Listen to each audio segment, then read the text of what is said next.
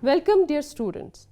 Today we are going to discuss one of the important topics, that is federalism in India and Canada. This lecture will be discussed into two parts: federalism in India, that will be the part 1, and federalism in Canada, that will be the part 2. And in that lecture also we will be discussing the challenges to the federalism in India and Canada.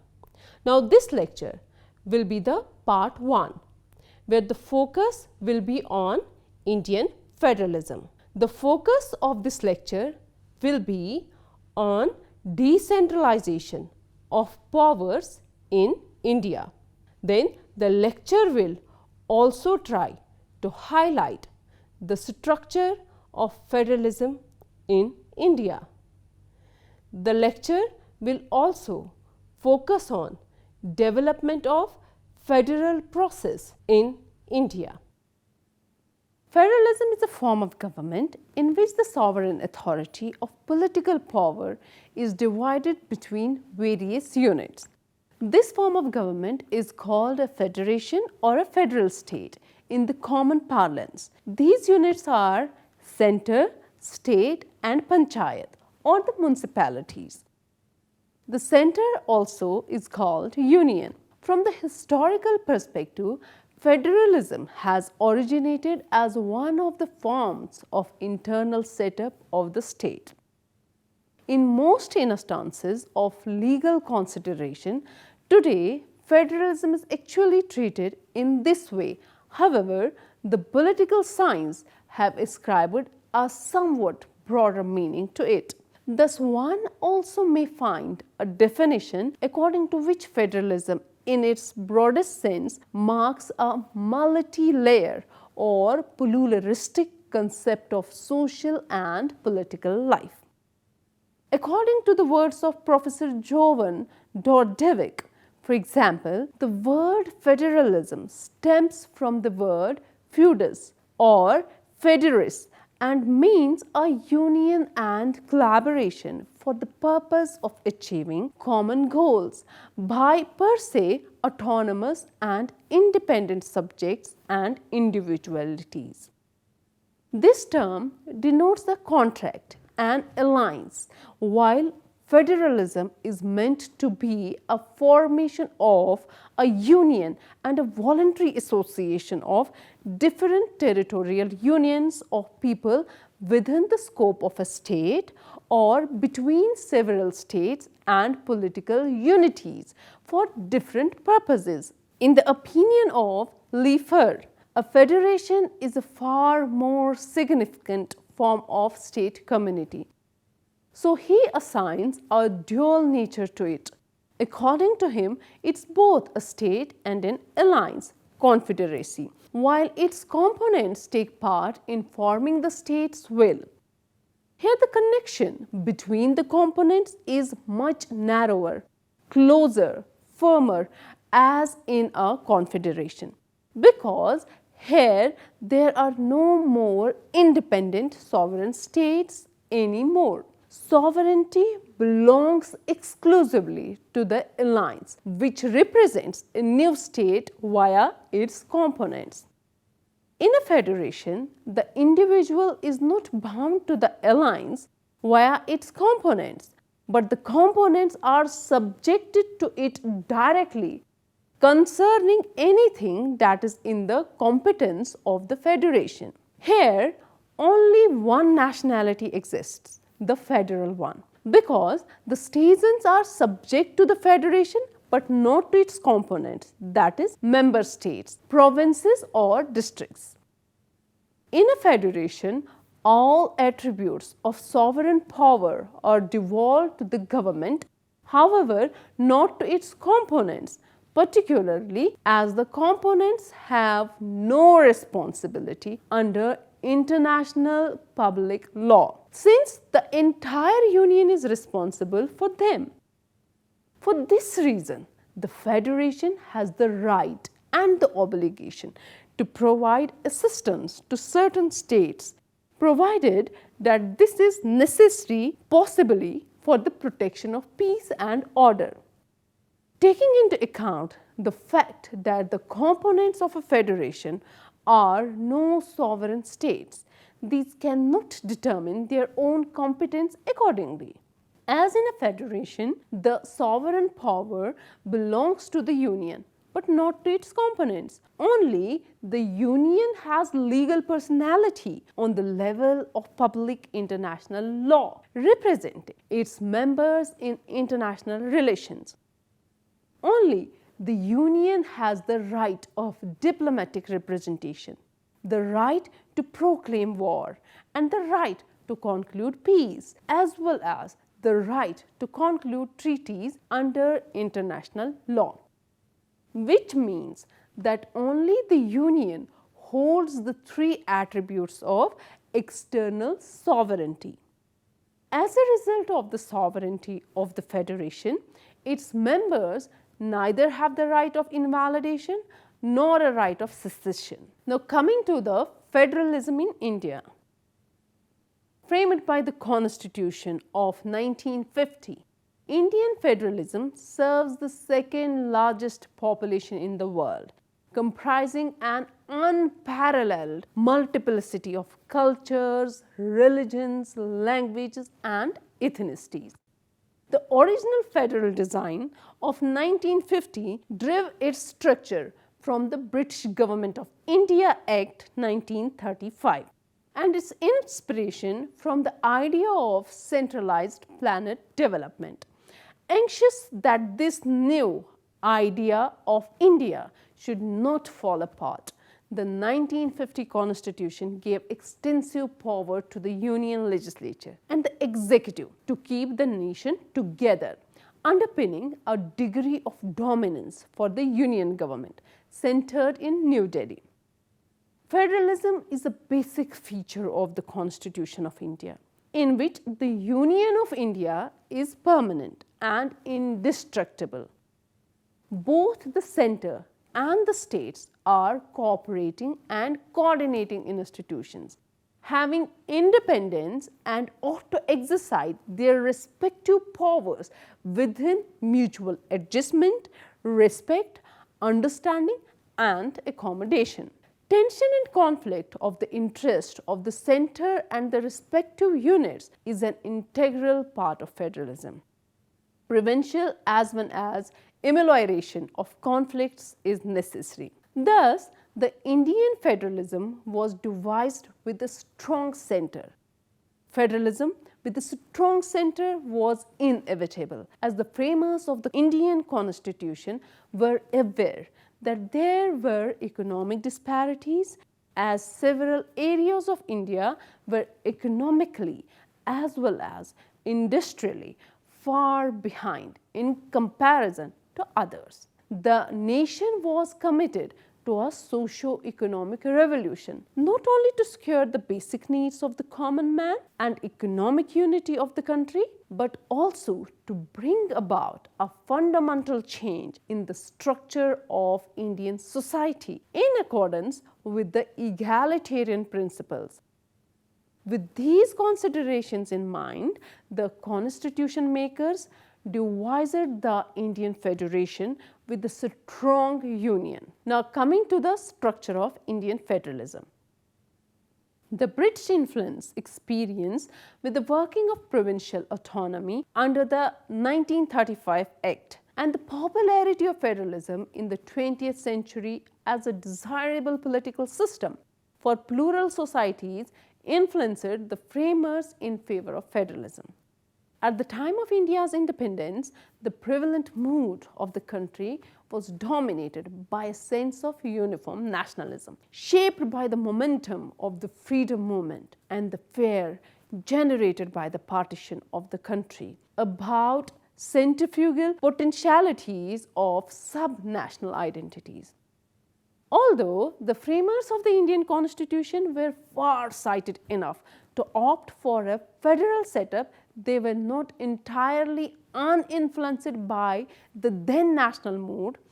The word federal, therefore, is not even mentioned in the Constitution. Article 1, Clause 1 of the Indian Constitution says, India, that is Bharat, shall be a union of states.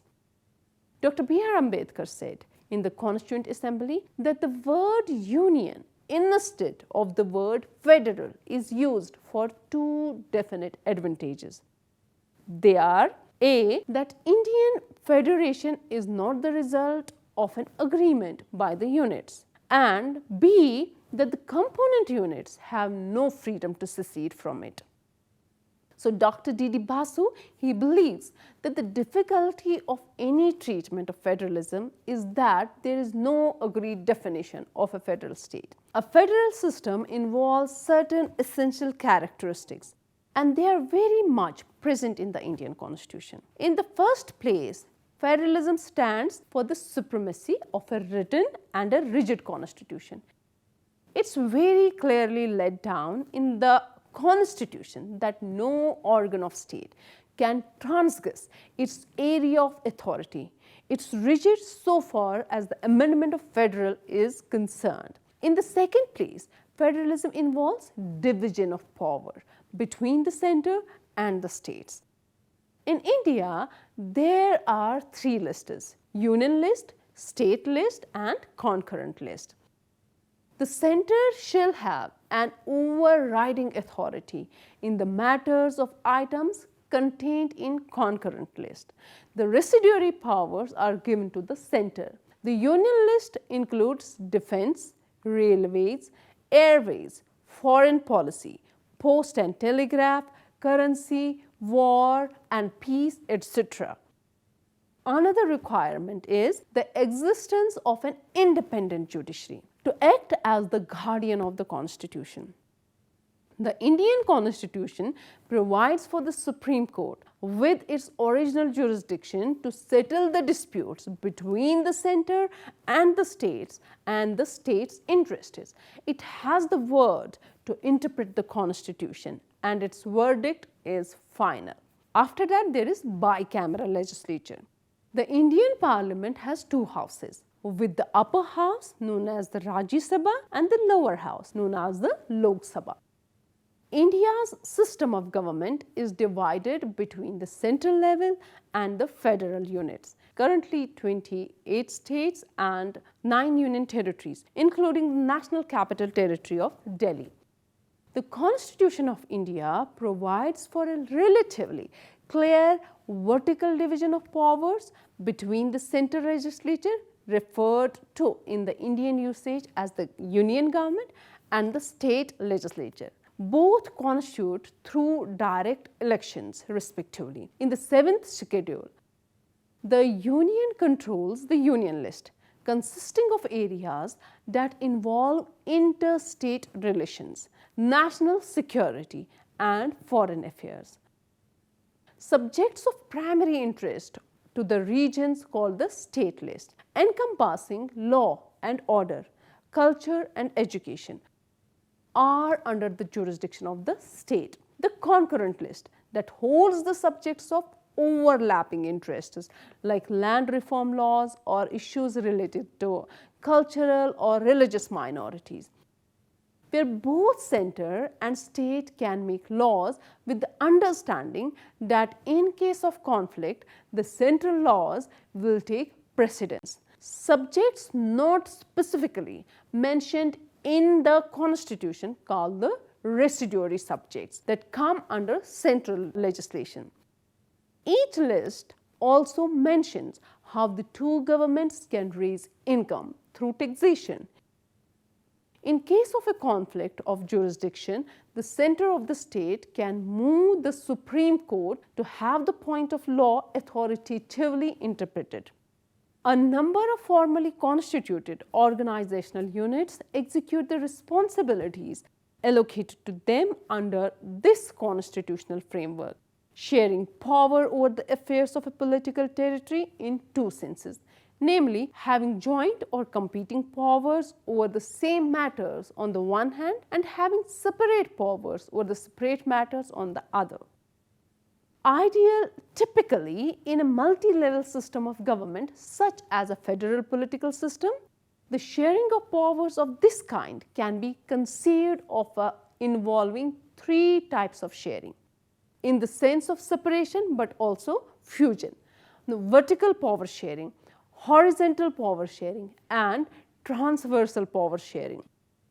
The term vertical power sharing describes the allocation of certain issue areas and competences in decision making to be handled by either the central, subnational, or the local level of government, denoting the division aspect of the allocation of powers rather than the fusion aspect. The term horizontal power sharing describes the sharing of competence at the central and the subnational levels between the branches of government, denoting the fusion as well as the separation aspect of sharing mechanism, as well as the sharing of powers between subunits in a federal political system in its separation and by fusion variant.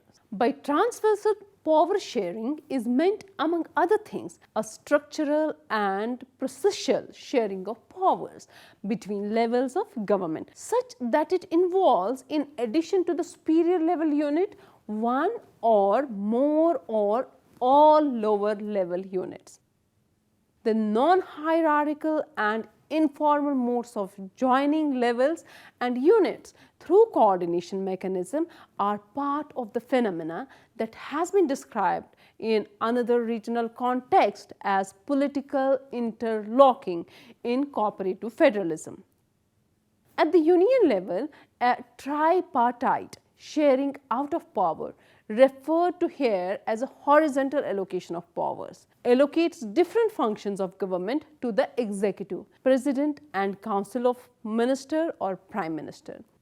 The legislative union parliament consisting of Lok Sabha and Rajya Sabha, and the judicial branches of the government, Supreme Court of India.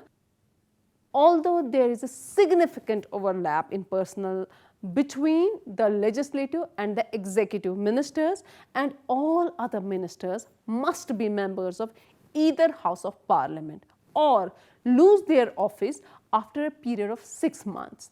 That is mentioned in the Article 75 of the Indian Constitution. This division is mirrored to some extent at the state level with the institutions of chief ministers and their cabinets, state legislatures, unicameral in most and bicameral in some states, and the respective high courts, although high courts apply union as well as state laws and their organization is highly centralized.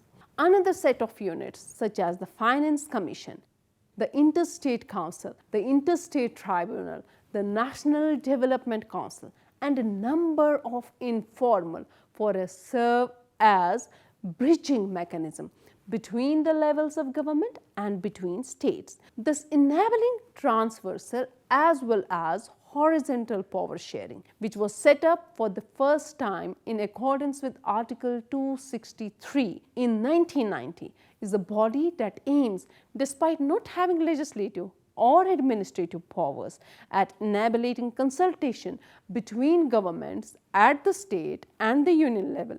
Although its primary function to date has been the debate on reforming center-state relations.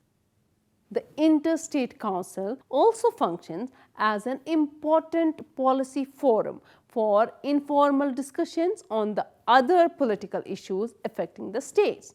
The assignment of tax powers in India is based on a principle of separation, that is, tax categories are exclusively assigned either to center or to the states.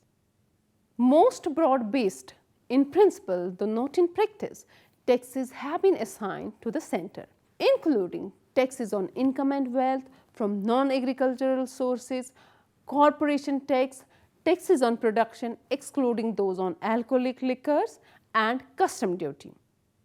A long list of taxes is assigned to the states. However, only the tax on the sale and purchase of goods has been significant for state revenues. This narrow effective tax base is largely a result of political economy factors that have eroded or prevented the use of taxes on agricultural land or incomes by state governments. The center has also been assigned all residual powers, which implies that taxes not mentioned in any of the list automatically will fall into its domain.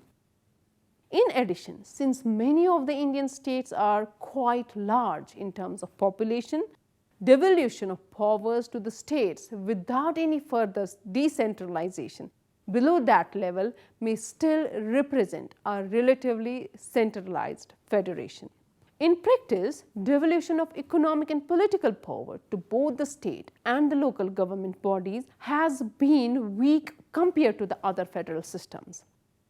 Since both constitutional assignments and the subsequent exercise of legislative powers have tended to be in the direction of greater centralization. Centralization has also been reflected in bureaucratic and judicial institutions and their interactions with the legislative executive branch of the government. The primary expression of the statutory constitutional authority in India comes through directly elected parliamentary style government at the national and the state level, as well as nascent directly elected government bodies at various local levels. In legislature, at each level, there is the usual playing out of bargaining among individual factions and parties. Regional and personal factions have always been important in Indian politics, but the main spoils have typically been control of various ministries, rather than provisions attached to specific pieces of legislation. To the extent that the essence of federalism is based on representative democratic politics at the subnational level, the role of political parties in the interactions between the center and the state level politics is a crucial aspect of federal structure. The framers of the Constitution have incorporated certain non-federal features in it, such as single citizenship, single judiciary, strong center, appointment of the governor by the president, unequal representation in the Rajya Sabha, and so on. All these indicate a tilt toward a strong center. The states have to work in close cooperation with the center. The Constitution is federal in form but unitary in spirit. The study of center-state relationship in legislative, administrative, and financial affairs also clearly shows that the center is stronger as compared to the states. The center has been assigned a dominant role, which became necessary keeping in view the dangers to the unity and integrity of the nation. Therefore, there are provisions for a cooperative federalism. The working of the Indian Constitution over the years indicates that relations between the center and the states have not remained very cordial. The states have started demanding more autonomy. Various commissions have been appointed by the Government of India to review the center-state relations. The Sarkaria Commission examined the problems and recommended changes in the area of federal, legislative, administrative, and financial relations. Now, coming to the development of federal process in India. The framers of the Indian Constitution were keen on federalism as a functional instrument for the creation of an Indian nation and a strong, cohesive state. The leading politicians of the immediate post-independence state were besieged by threats to India's security, both from outside and inside, and faced the challenge of development through having perceived and chosen centralized economic planning as an optimal method by which to reach that objective. Thus, both for constitutional and political reasons, the institutionalization of a strong federalism in the Indian system appears to have been seriously compromised from the outset. Nonetheless, the political process has been able to adapt to this design and in many, though not all, cases mollify it when necessary to safeguard regional interests. So, this is all for today. Thank you.